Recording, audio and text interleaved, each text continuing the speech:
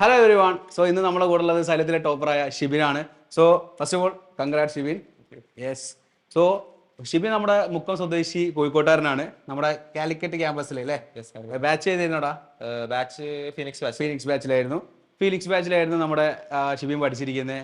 So normally നമ്മുടെ ഷിബിനെ ഞാൻ ചോദിക്കുകയാണ്, അതായത് നമ്മുടെ ഹൈബ്രിഡ് സിസ്റ്റം എത്രത്തോളം എഫക്റ്റീവ് ആയിരുന്നു?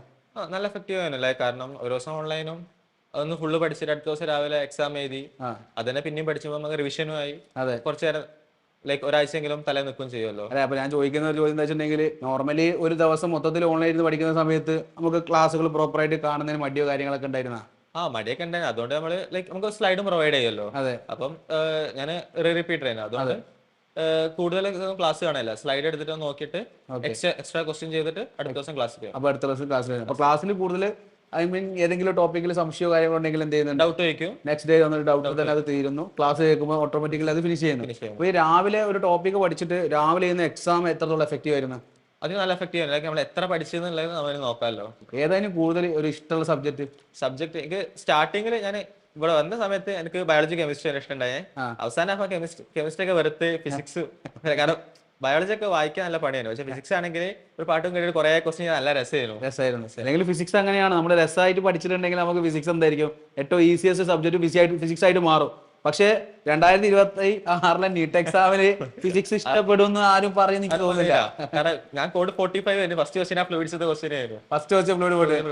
അത് കണ്ടപ്പോ തന്നെ തകർന്ന ഞാൻ ഫസ്റ്റ് ഞാൻ പകുതി വായിച്ചതില് ഞാൻ പിന്നെ വായിക്കാതിരുന്നില്ല. പിന്നെ മനസ്സിലുണ്ടായി ഇത് സെക്ഷൻ ബി ക്വസ്റ്റ്യൻ ആണ്, നമ്മളോട് കഴിയൂല. ഞാൻ ഓപ്ഷൻ ഒക്കെ നോക്കി ഡബിൾ ഡിഫറൻഷിയേറ്റ് ഒക്കെ ചെയ്യാൻ.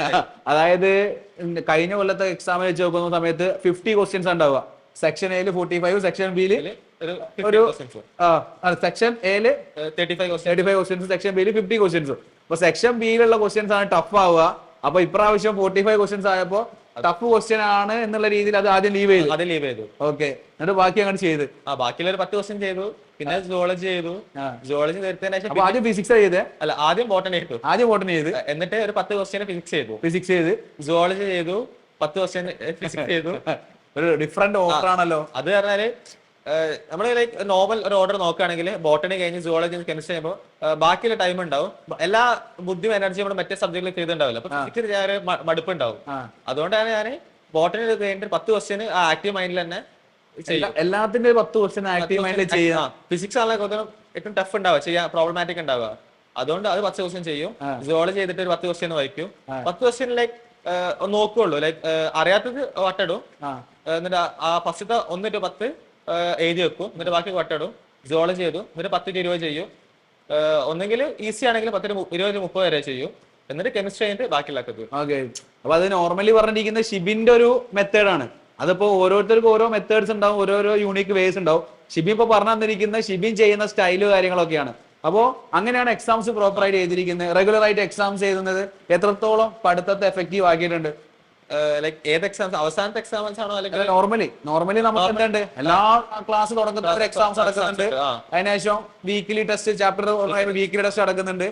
GIBs നടക്കുന്നുണ്ട്. ഓൾ എക്സാംസ് നോക്കുന്ന സമയത്ത് GIB ആണ് നമ്മളെ പക്ക നീറ്റ് മോഡ് നടന്നിരിക്കുന്നത്.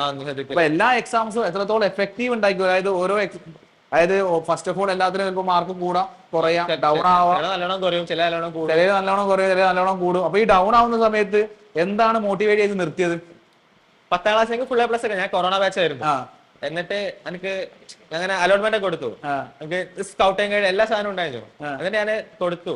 ഫസ്റ്റ് അലോട്ട്മെന്റ് സ്കൂൾ കിട്ടിയില്ല, സെക്കൻഡ് അലോട്ട്മെന്റ് കിട്ടിയില്ല, തേർഡ് അലോട്ട്മെന്റ് ഇഷ്ടമുള്ള സ്കൂൾ കഴിഞ്ഞു. പക്ഷെ കൊമേഴ്സാണ് കിട്ടിയത്. ഞാൻ എന്നിട്ട് എവിടെ ഒരു കിട്ടായതുകൊണ്ട് കൊമേഴ്സ് ജോയിൻ ചെയ്തു. എന്നിട്ട് ഫസ്റ്റ് ട്രാൻസ്ഫർ കിട്ടിയില്ല. 2 മാസം ഞാൻ കൊമേഴ്സിന് പോയി. എന്റെ ഉപ്പ പറഞ്ഞു CA മതി, ഒരു ഉപ്പിന് ലക്ഷങ്ങളാന്ന് പറഞ്ഞിട്ട് പഠിച്ചു. എന്നിട്ട് 2 മാസം പഠിച്ചിട്ട് സെക്കൻഡ് ട്രാൻസ്ഫർ വന്നപ്പോ ഭാഗ്യത്തിന് സയൻസ് കിട്ടി. അപ്പൊ സയൻസ് കിട്ടിയ നമുക്ക് ഒരു ഡോക്ടർ ആവണമെന്നുണ്ടായിരുന്നു. ഇങ്ങനെ ഓരോ ഫിലിമൊക്കെ കണ്ടപ്പോ +2 കഴിഞ്ഞ +2 ആയപ്പോ എഞ്ചിനീയറിംഗ് കാരണം എന്റെ ബ്രദറൊക്കെ സോഫ്റ്റ്വെയർ എഞ്ചിനീയർ ആണ്. പിന്നെ പണ്ട് മുതലേ കമ്പ്യൂട്ടർ ഒക്കെ യൂസ് ചെയ്തുകൊണ്ട് ആ ഒരു താല്പര്യം.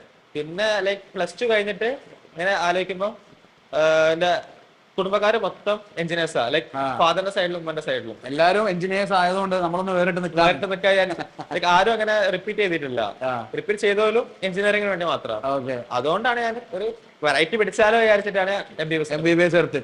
അപ്പൊ നമ്മളെ ഈ ഡൗൺഫാളില് ആ ഒരു സാധനം MBBS ക്രാക്ക് ചെയ്യണം എന്നുള്ള ഒരു സാധനം മനസ്സിൽ ഇങ്ങനെ കയറി കളിച്ചിട്ടുണ്ട്.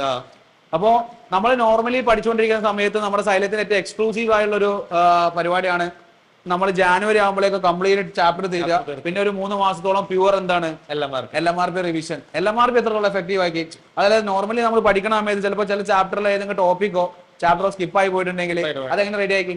അത് ഞാൻ ലൈക്ക് ഇയറിന്റെ പകുതിയോടെ ഞാൻ ഡേ സ്കോളർ ആയിരുന്നു. ഡേ സ്കോളർ ആയിരുന്നു. അതുകൊണ്ട് ഞാൻ ലൈക്ക് കൂടുതൽ ക്ലാസ്സിന് വരെയല്ല, കുറെ മടിയായി, അതിന് ദൂരം ഉണ്ടായിരുന്നു. അതുകൊണ്ട് എനിക്ക് കുറെ ചാപ്റ്റർ ഒക്കെ പെൻഡിങ് ആയിരുന്നു. പിന്നെ ഞാൻ നവംബർ ഡിസംബർ ടൈമിൽ ഞാൻ ഹോസ്റ്റലിലേക്ക് മാറി.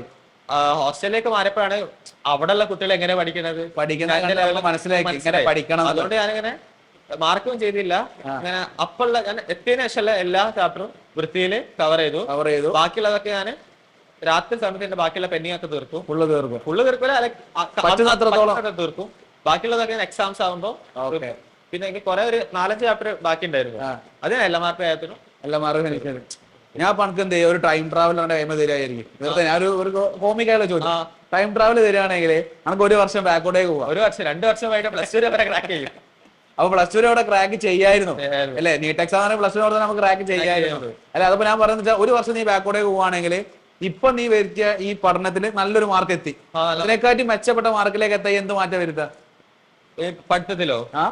പഠിത്തത്തില്? ഞാൻ കഴിഞ്ഞ ഫസ്റ്റ് വർഷം റിപ്പീറ്റ് ചെയ്തപ്പോ ഞാൻ എക്സ്റ്റേണൽ ആയിട്ട് ഒന്നും യൂസ് ചെയ്തില്ല. ലൈക് DPP അവസാനം ഞാൻ DPP യൂസ് ചെയ്തില്ല. ആകെ മൈൻഡ് മാപ്പ് പ്രീവിയസ് ഇയർ മാത്രം. ഞാൻ ഒരു നോമ്പിന് ടൈം ആയപ്പോ വീട്ടിലേക്ക് മാറിയിരുന്നു ഫസ്റ്റ് ടൈമില്. ആ സമയത്ത് ഞാൻ ആകെ യൂസ് ചെയ്തത് മൈൻഡ് മാപ്പും പിന്നെ സൈലത്തിന്റെ ഓരോ വൺ ഷോട്ടും പ്രീവിയസ് ഇയർ അത് മാത്രമേ ബുക്ക് നോക്കി പഠിക്കാൻ മടിയുണ്ടായിരുന്നു. അതുകൊണ്ട് പ്രീവിയസ് ഇയർ മാത്രം ചെയ്തു. ഓരോ സൈറ്റിലൊക്കെ പോയി പ്രീവിയസ് ഇയർ ചെയ്തു. അങ്ങനെ അത് മാത്രം ചെയ്ത്. പിന്നെ എന്നെ ഏറ്റവും ഹെൽപ്ഫുൾ ആയത് കഴിഞ്ഞ വർഷം എക്സാംസ് ചെയ്യും. എക്സാംസ് സ്റ്റാർട്ടിങ്ങില് ഒരു 510 520 മാർക്ക് ചെയ്യുന്നു. പക്ഷെ ഞാൻ അവസാനം എഴുതി ലാസ്റ്റ് മോക്ക് എനിക്ക് 590 കിട്ടി. എക്സാമിന് എനിക്ക് 611 ഉണ്ടായിരുന്നു ലാസ്റ്റ് ഇയർ. നല്ല മാർക്കിലേക്ക് തന്നെയാണ് ഷിബിൻ എത്തിയിരിക്കുന്നത്. അപ്പോ ഒരു DPP എങ്ങനെ യൂസ് ചെയ്തിട്ടുണ്ട്? DPP കഴിഞ്ഞ വർഷം ഞാൻ ഭയങ്കര മോശമായിട്ടായിരുന്നു. ലൈക്ക് കുറെ പെൻഡിങ്ങും അതൊക്കെ ഉണ്ടായിരുന്നു. റൊട്ടേഷനും തീരെ ഇഷ്ടമില്ല. ഞാൻ ചാപ്റ്റർ എനിക്ക് എന്താ അറിയില്ല, ഇഷ്ടമല്ലായിരുന്നു. പെൻഡിങ് ഉണ്ടായിരുന്നു, പിന്നെ പഠിക്കാനുള്ള താല്പര്യം ഇല്ലായിരുന്നു. ഈ വർഷം ഞാൻ ഹോസ്റ്റലിൽ എത്തി. ഈ വർഷം എനിക്ക് പെൻഡിങ് ഉണ്ടായിരുന്നു വീട്ടിലെ. പിന്നെ ഹോസ്റ്റലിൽ എത്തി ഒന്നുകൂടെ പഠിച്ചതിന് ശേഷം മനസ്സിലായി നല്ല രസമായിരുന്നു. ലൈക്ക് കമ്പാരിറ്റീവ് ഭയങ്കര സുഖമാണ്. റൊട്ടേഷൻ എനിക്ക് കറക്റ്റ് ആയിരുന്നു. ഇത് തീർച്ചയായിട്ടും ഇപ്പോൾ ആ ഫ്ലൂയിഡ്സ് തന്നെയാണ്. റൊട്ടേഷൻ ഈസി ആയിരുന്നു. അതിന്റെ ജോലി തന്നെയാണ് പണി തന്നത്. ഫസ്റ്റ് ജോലി തന്നെ പണിയത്. റൊട്ടേഷൻ കറക്റ്റ് ആയിരുന്നു. അപ്പൊ ഇത് മാത്രല്ല, ഇപ്രാവശ്യത്തെ നമ്മളിപ്പോ സൈലം കുറച്ചും കൂടി മാറ്റം വരുത്തി. ഇപ്രാവശ്യം നീറ്റ് എക്സാമിന് വെച്ചിട്ട് 2 പുതിയൊരു മാറ്റങ്ങൾ വരുത്തി. ഒന്ന് NCERT ക്രാക്കർ.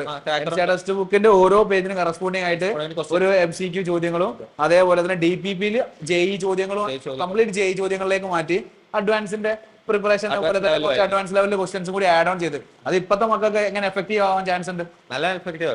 ഇതിപ്പോ നമുക്ക് കിട്ടിയിട്ട് നമുക്ക് കുറച്ചുകൂടി എഫക്റ്റീവ് ആയിരുന്നു. നമ്മളാണല്ലോ എക്സ്പീരിയൻസ് ചെയ്തത്. അതെ. ലൈക്ക് ഞാനൊക്കെ തുറന്നപ്പോ ഫസ്റ്റ് ക്വസ്റ്റ്യൻ ഇതായിരുന്നു, ഈ ഫ്ലൂയിഡ്സിന്റെ ക്വസ്റ്റ്യൻ ആയിരുന്നു. അത് വിട്ട് എന്നിട്ട് ഞാനൊരു 2-3 ക്വസ്റ്റ്യൻ ചെയ്തപ്പോ വലിയ കുഴപ്പമില്ലായിരുന്നു. പിന്നെ ഒരു 7ാമത്തെ ക്വസ്റ്റ്യൻ റഫായി ചെയ്ത്. പിന്നെ ഞാൻ ഒരു 4 മണിയൊക്കെ ആകുമ്പോൾ ഓവറോൾ ഫിസിക്സ് നോക്കി. അപ്പൊ ചില ക്വസ്റ്റ്യൻ ഒക്കെ ഞാൻ ജെയ്മെയിൻ ചെയ്തില്ല. ജെയ്മെയിൻ ഇത്ര നല്ല സുഖമായിരുന്നു. ഈസി ആയിരുന്നു. ലൈക്ക് ഇത് ജെയ്മെയിൽ പോലെ കാണാത്ത ഒരു ക്വസ്റ്റ്യൻസ് ടഫായോ തോന്നി. ഫൈനലി ഞാൻ പറയണേ, അതായത് ഇപ്പൊ റിപ്പീറ്റ് ചെയ്യുന്ന മക്കളുണ്ടല്ലോ, അതായത് സൈലത്തിലൊക്കെ റിപ്പീറ്റ് ചെയ്യുന്ന മക്കളുണ്ട്. അപ്പോ ഷിബിന് അവരോട് ഞാൻ പറയാണ്, ഷിബിനെ അവർക്ക് MBBS ക്രാക്ക് ചെയ്യണം. അവർക്ക് MBBS ക്രാക്ക് ചെയ്യാൻ എന്റെ വക എന്തായി പറഞ്ഞു കൊടുക്കുക, എന്ത് ഐഡിയ കൊടുക്കുക? എനിക്കെന്ന് പറഞ്ഞാല് ലൈക്ക് ഒരു MBBS സ്വപ്നം കണ്ട ഒരു കുട്ടിയല്ല ഞാൻ +2 വരെ വെറുതെ ട്യൂഷനിൽ പോലും പോയില്ല. ഞാൻ +2 നീറ്റ് ചെയ്തപ്പോ 100 മാർക്ക് ഉണ്ടായിരുന്നു. സത്യമായി 100 മാർക്ക്. എനിക്ക് എന്തായാലും ഫിസിക്സിന് 85% ബയോളജിയിൽ 14% ഞാൻ എന്നെ അത്യാവശ്യം മറ്റേ കൊറോണ ബാച്ച് ഒക്കെ ആയതുകൊണ്ട് നല്ല എന്റെ ഫ്രണ്ട്സിനൊക്കെ നല്ല മാർക്കും എനിക്ക് 93.5% ഉണ്ടായിരുന്നു. പക്ഷെ എന്റെ റൂം വന്നപ്പോ 3 ആള് CBSE ആയിരുന്നു. ഓലൊക്കെ പണ്ട് NCERT ഒക്കെ ഞാൻ ഫസ്റ്റ് ഇയർ റിപ്പീറ്റ് ചെയ്തപ്പോഴാണ് എന്റെ ഫസ്റ്റ് NCERT കാണുന്നത്. കണ്ടാണ് പക്ഷെ തുറന്നു നോക്കുന്നത്. എനിക്കങ്ങനെ അന്ന് കറക്റ്റ് പഠിക്കേണ്ട അറിയില്ലല്ലോ. നീറ്റ് മോഡൽ അങ്ങനെ പഠിച്ചില്ലല്ലോ. ഞങ്ങൾ സാധാ പഠിക്കാൻ തുടങ്ങി. കുഴപ്പമില്ലാത്ത മാർക്ക് ഉണ്ടായിരുന്നു. JBക്കൊക്കെ നല്ല മാർക്ക് ഉണ്ടായിരുന്നു.